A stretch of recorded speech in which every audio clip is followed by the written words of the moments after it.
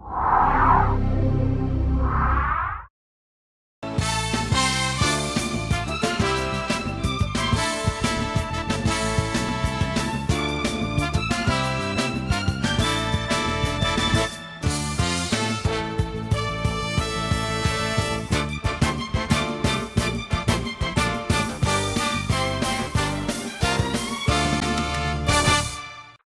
this is Mark Medina with the LA Times Lakers blog.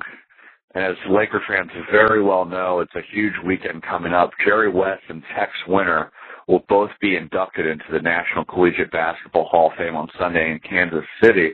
So I thought it would only be appropriate to bring in a guest who knows them both very well. Longtime Laker author Roland Lazenby joins us.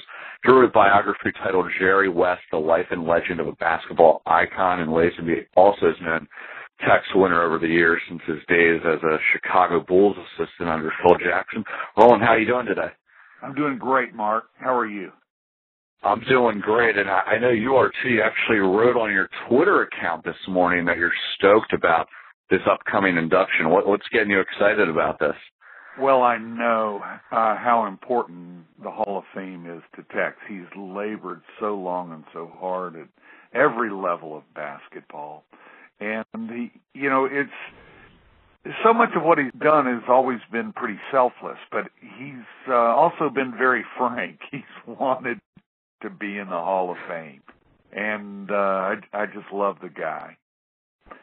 Absolutely love him. He is wonderful. I don't know what my life would be without Tex Winter.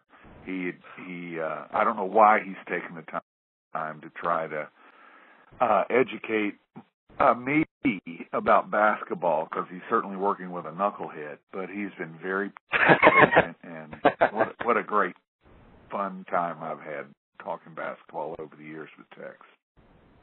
Well, Roland, you've known him fairly well. I mean, and he's often been credited with with just what he's been doing with the triangle. Can you take me through just what his contribution means to this game? Well, in a word, discipline. And a few more words, sharing the ball. He was the World War II generation.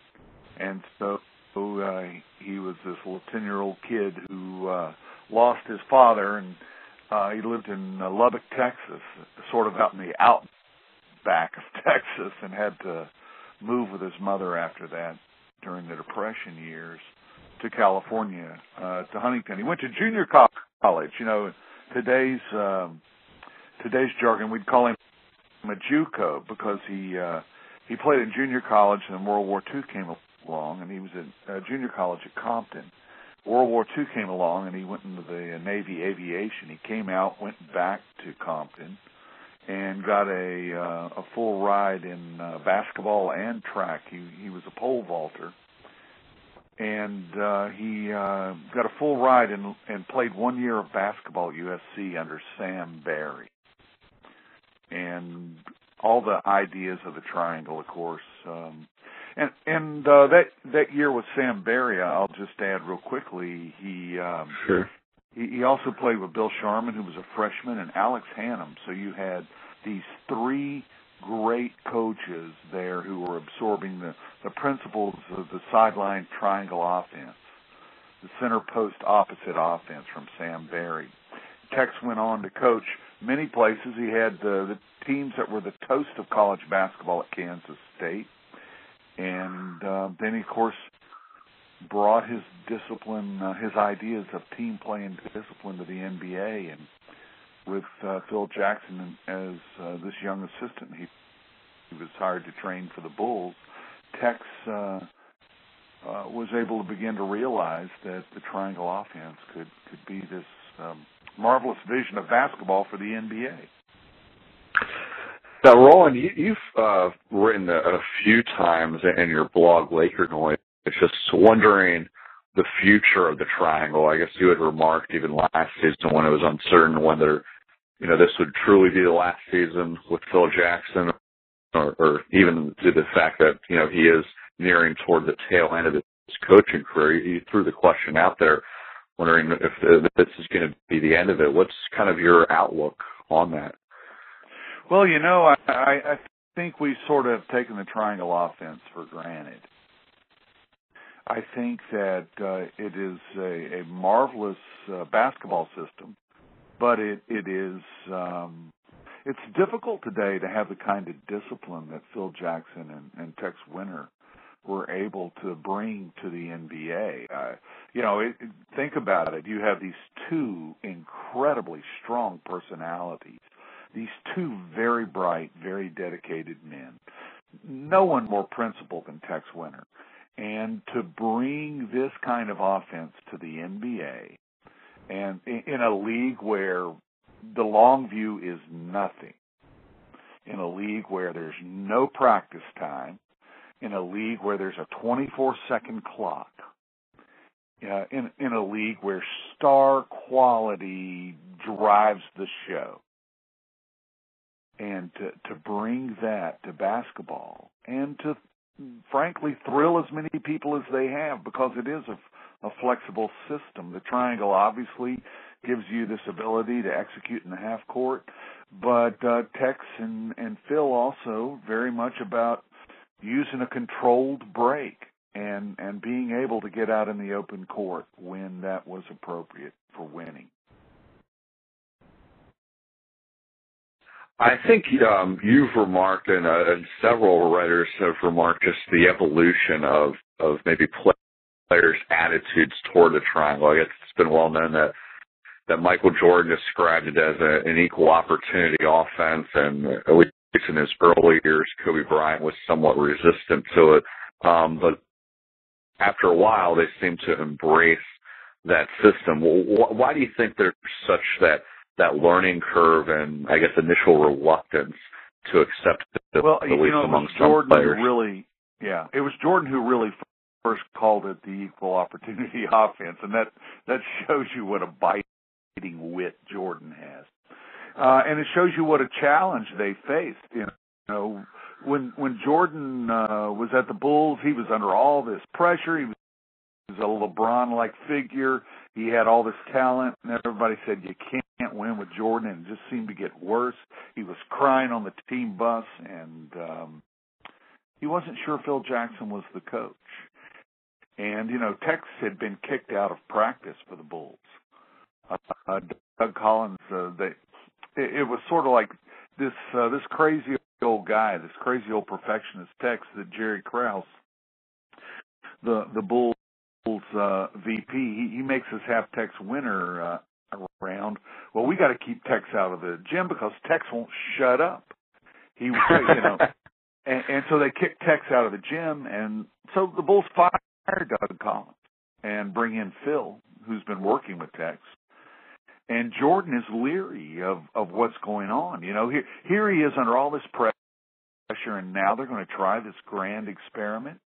And of course, Tex credits Phil with his tremendous ability to persuade Jordan to come along, even though he wasn't sure about the offense.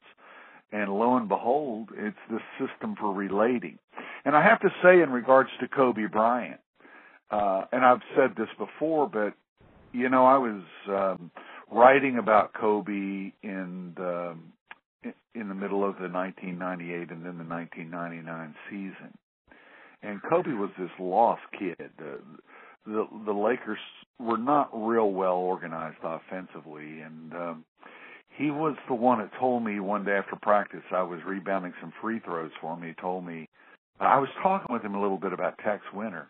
He said, I've always had this dream that Tex Winter would be my coach, and that was a huge thing. And so that's when I gave Kobe. Actually, I gave Kobe Tex's number. And even though Tex was an assistant with the Chicago Bulls, he and Kobe began having phone conversations. And, of course, today, Kobe is probably one of the top experts in the world, if not the top expert in the world on the triangle offense.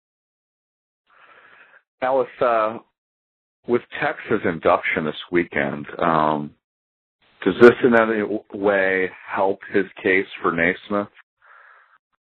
It should. But there is an entrenched attitude that Tex is just an assistant coach. Texas battled to get the NBA to accept the triangle offense began back when he got hired to coach the Houston Rockets, which I think shows the regard the basketball world had for Tex. But he was faced with some difficult issues there. But when I was talking with Tommy Heinsohn of the Celtics, and I asked him about Tex getting in the Hall of Fame, and there's a strong Celtic New England kind of skew to the Hall of Fame, and Tommy Heinsohn was just very dismissive of Tex. He said, "Yeah, if they ever have a Hall of Fame for assistant coaches, maybe we'll let Tex in there." And I coached against him when he was at Houston, and of course, he didn't have much success.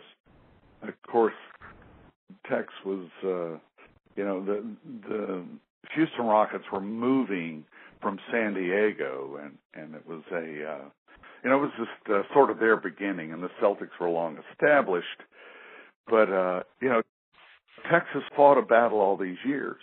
I think it will. It's a long answer to your question, Mark, but I think that the recognition that the NBA coaches gave Tex last year during the finals, and now the College Hall of Fame, I think at some point the walls will break down. I wish it could happen soon. Tex has been nominated a bunch of times for the Hall of Fame. I've nominated him myself. He's had a profound impact on basketball as we know it. I don't know if the Hall of Fame can see past its formulas and its snooty attitudes to correct it. I hope it does. Now, most importantly, Roland, you know Tex fairly well, and obviously he's had some health issues the past few years. Do you have a sense of how he's been doing as of late? It's a struggle. He's obviously a stroke victim. He's someone who always took immaculate care of himself. It is very hard. He's in his late 80s. He'll be 89 this February, and so it's But Tex would be the first to say, "Don't weep for me. I've had a great life. I've gotten to do all these wonderful things. I've coached, well beyond a half century. I've had a large impact. Look at the players I've gotten to coach." I mean, Tex is never one to hold a pity party. He was always, even when it came to the Hall of Fame, he was annoyed by it, not because not for any other reason than he knows the impact. He knows what his work's done. He has tremendous humility, but a fact is a fact. And so outside of that, I think it's tough for him to have this difficulty with the stroke, but he's always been a tough guy. He was the image I have of Tex is this guy in his 70s firing around the medicine ball, going through the jump rope exercises and stuff on the sideline and at Bulls practice, and with with these players, he'd get up in people's faces. He was very, very passionate about the game, and he would get so fired up it would become comical in practices. And one time, Jordan in the Bulls practice slipped up behind him, and there's Tex, in his gym shorts, and Jordan jerks down his gym shorts, and there's Tex with his bare butt sticking out of his giant dress. And there are 100 stories like that of this wonderful man. So yes, I am stoked. I am thoroughly and completely excited about him going into the Hall of Fame. Well, we're speaking with longtime Laker author Roland Lazenby, who just titled a biography last year headline Jerry West, the life and legend of a basketball icon. And you recounted in that book a picture that struck you of him. It's one that features him on signing day in 1956 when he was going to join the Mountaineers. What struck you so much about that photo? The fierceness. There are two sets of eyes in the photo, Jerry and his mother's, and they're both just these uncompromising perfectionists. I mean, just scorched earth perfectionism. And, of course, Tex Winter always said the truly great ones. And modern-day Lakers fans can see this in Kobe Bryant. How hard he works and how focused he is and how everything has to be just right in his preparation. And he does it night in and night out, and nobody in the NBA comes close. Well, that's a lineage that goes back to Jerry West, to Tex Winter as a coach, to Michael Jordan, Oscar Robertson. But Jerry West was, and it's the reason he's the logo today. He was this skinny beanpole kid who played forward on his high school basketball team. He played forward in college, averaged doubles in college, and better than 15 rebounds a game as a senior in college. A 6'2" and 3/4 inch senior forward in college. And yet every step of the way he was going to lay his heart on the line every single minute. And it created such a standard, this perfectionism, those burning eyes in that photograph. It created such a standard the NBA had no choice in 1969 when it was creating that logo. It's just the standard that Jerry West set for caring so much and being so crazy about it. Now, Roland, we discussed when your book came out just the premise of it, of how it focused on how West Virginia ultimately shaped Jerry West. And I think you recounted an anecdote in that book where Jerry and his brother-in-law attended a Mountaineer game when they were teenagers, and I guess that, to some degree, planted the seeds for Jerry to decide to play for West Virginia. What did that trip do for him? Well, Jerry came from a very limited world. He was from a little river community south of Charleston in an industrial corridor there. And it just was a very limited world, and he had a difficult time. He felt that he was ignored by his family, and he was undersized. To see the photograph of him as a junior high kid on the basketball team, he's got all these big kids, and standing right beside the coach, I'm looking at this photo. You have all these kids, all of them are so much larger than Jerry. He's this skinny little guy. Just this pathetic little worm of a guy. But he's got these arms that are hanging like to his ankles. And it is just so indicative of this lonely little guy who his only refuge was this dirt basketball court and this hoop that he fashioned for himself. And so, or an occasional, trip hunting or out fishing on the river. But for this guy from that limited world to go and sit high up in the stands at the arena there in Morgantown and to look down on, West Virginia is one of these basketball cultures. And my father was one of these old two-handed set shooters from the southern West Virginia hills who idolized Jerry West. And it's sort of like Kentucky or Indiana or North Carolina. They had this great tradition of high school basketball in West Virginia, and then so many great coaches and so many formative elements of the game from that dreary, backward little state, as people call it. And So West was sort of just the seed of that entire culture, and the chance to view West Virginia and to just dream a bit that one day he might be able to play there. It really was almost too big a dream for Jerry.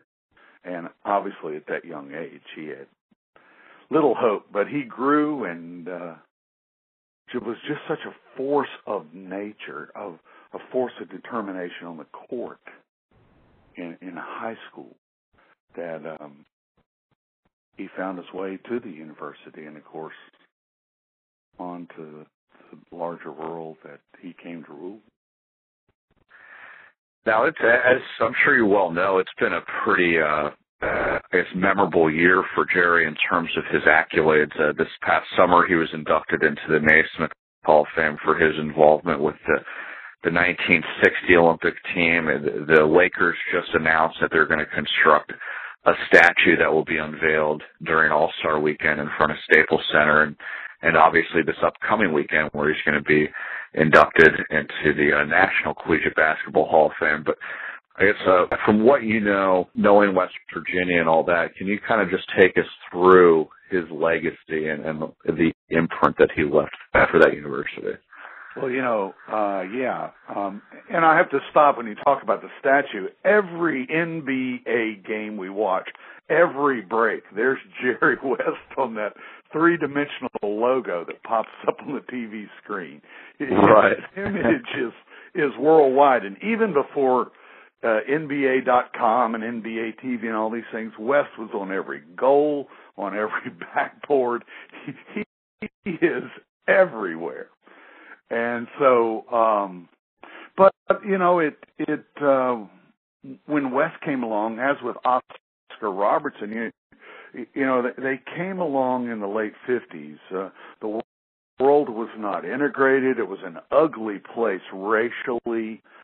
Basketball was, it was a sport that was loved in the basketball cultures, Indiana and Kentucky, North Carolina, and, different places out west where the AAU teams ruled, but it wasn't front and center. And these guys like Oscar and Jerry, these very special people, they came along and sort of drove the mania. And they were on the covers of these early basketball magazines in the 50s and then the 60s, and they played so hard that you couldn't not be drawn to it. It's the same exact thing that there was this combination of things in Los Angeles when the Lakers moved there in 1960. And those early Lakers fans, when you talk to them, they felt the same thing that those West Virginia University fans felt. That here was this guy, he's a skinny guy. He's undersized, but he's got all this quickness, all this leaping ability, these long arms. He can shoot like a machine, and he just plays so hard defensively. Gets all these steals, blocks all these shots. He's just a dynamo. And so that same presence just pushed West Virginia University right to the brink of an NCAA championship that they lost by a point in 1959 when Jerry was a junior to Pete Newell's Cal team. And as Jerry told me once in an interview 20-some years ago, he said, I had my hands on the ball. There was just not enough time to get off one more shot. And so his team lost. That West Virginia team lost by 1 point.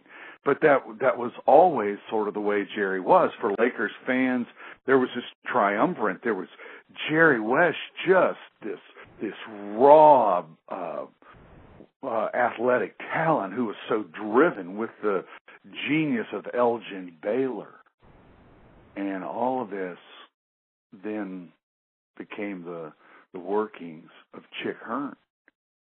And just like that West Virginia culture just radiated from the court, the same thing happened in Los Angeles. And so Lakers fans from those early years know what those West Virginia fans felt. It was an exciting thing.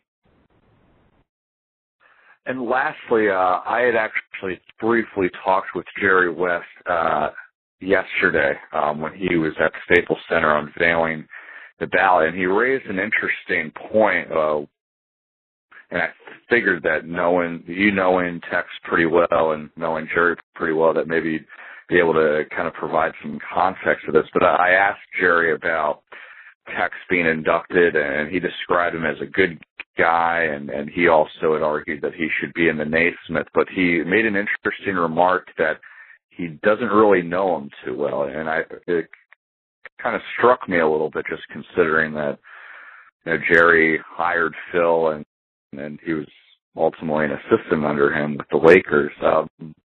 What do you know about their relationship, if any? Well, they're on the opposite sides of the street. Texo had the top-ranked team in college basketball with Bob Boozer as his center at Kansas State when Jerry and Oscar Robertson were afoot. So they eyed each other from afar during the college game. And then Tex, of course, was Phil Jackson's assistant, and Phil and Jerry West are not close. But there's also they're also on opposite sides of a long-running debate in basketball. Is it coaching or is it talent? And of course, we all know it's both. But Jerry's this hardline guy for years. He's had this attitude that if you get the right players together and you have a coach that understands them, it doesn't have to be a great coach. You got to assemble the talent. And of course, Tex comes from this thing that it's the system, and you've got to have a system and a great system. And Tex is this force of system basketball. And when you hear the coaches and players in the league, they really talk system basketball. And so many of the NBA teams don't have systems. They don't have core philosophies. But a team like Utah or the Lakers or the Bulls, when they coached there, that was system basketball. And so what Tex and Phil did is they married this system ball, this what Michael Jordan called equal opportunity offense. They married that to the talents of somebody like Michael Jordan, to the talents of somebody like Kobe Bryant. And so they created a hybrid of this great debate. But these guys are on opposite sides to things. I was having a conversation with West years ago, and he can get off, and he's very intense about things as Tex is. And of course, I'm not close to Pat Riley. I'm not. But I'd written about the Lakers a good bit, and West said, you can tell your buddies Tex Winter and Pat Riley that it's not about coaching mostly. It's mostly about talent and getting players. And so West was summing up in his way and getting his digs in on this debate that's been long running. And I think the difficult thing is that's hard for folks is that Tex Winter, with Phil Jackson as this young assistant who was learning from him, they sort of answered that question by taking the best of both worlds, a system and the player, and showing that, by golly, if we put that together, we're going to win most of the titles, and everybody else is going to look silly. Those are the thoughts of longtime Laker author Roland Lazenby. Roland, thanks a lot for all your insight on all these topics here. That's fun, Mark. Thank you for having me.